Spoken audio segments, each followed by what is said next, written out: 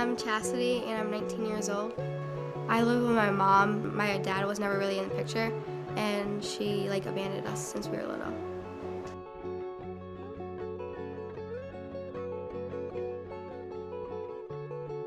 I had difficulties with my biological mother. She was a single parent. I always felt that she didn't really love me, so I don't know. It was a very difficult time. Well, I was placed in DCF when I was about 8 or 9 years old, and I didn't really know that I had a lawyer.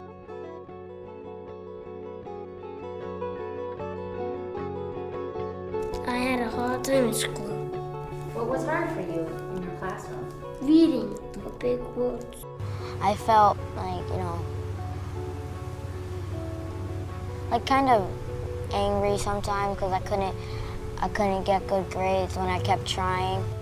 My school stated that they could not meet my needs and that they weren't going to try to meet my needs and kicked me out without a backup plan.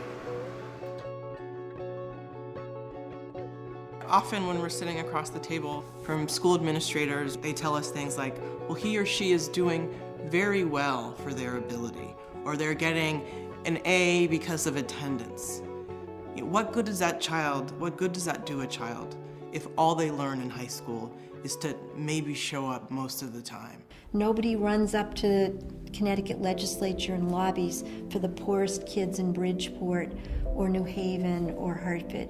And so what the center does is to make sure that the interests of these poor kids are met by the state agencies. We are a law office by definition, but we're much more than that. We're really an interdisciplinary team of lawyers who work with doctors and social workers and nurse practitioners and other clinicians to improve the legal health, if you will, of children at risk. We approach all of our cases in a threefold way. We do individual legal representation, we do systemic advocacy, we do trainings. Our philosophy is whatever it takes.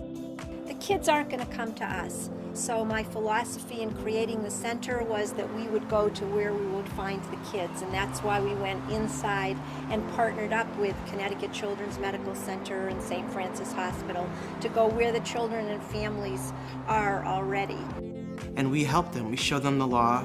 We show them how to get in touch with their caseworkers, whether it's their DCF worker, their parole officer, and we empower them to speak up and to know their rights and to know that they can always call the center for help if they have rights that are being denied. She's taught me a lot about my rights, things that schools can and can't do, so I can never be blindsided. I would call my DCF worker and she wouldn't give it back to me for weeks or months, and then if I left Martha a message, she would call me back the next day.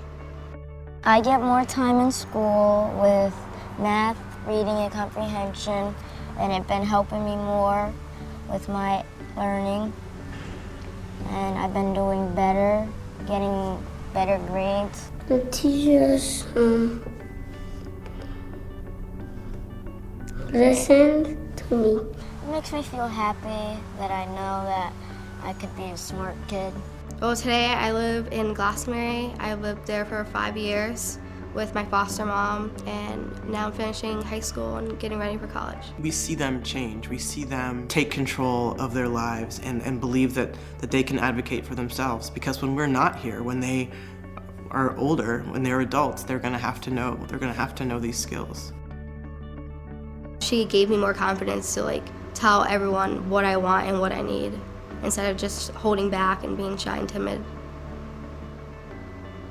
The center is a beacon of hope for kids like me who are kicked out of school, who feel like they have nowhere left to turn to. We're a nonprofit that is dependent upon foundation grants and individual donations primarily. We receive very little state money on purpose so that we can be the watchdogs over state agencies to ensure that the kids' rights are enforced. There was no Center for Children Advocacy. I know I probably wouldn't be going to college. I wouldn't probably have known that someone's actually there trying to stick up for me and help me accomplish my goals. If there was no center or I didn't meet Martha, I think I would be homeless or I would live with relatives who couldn't take care of me.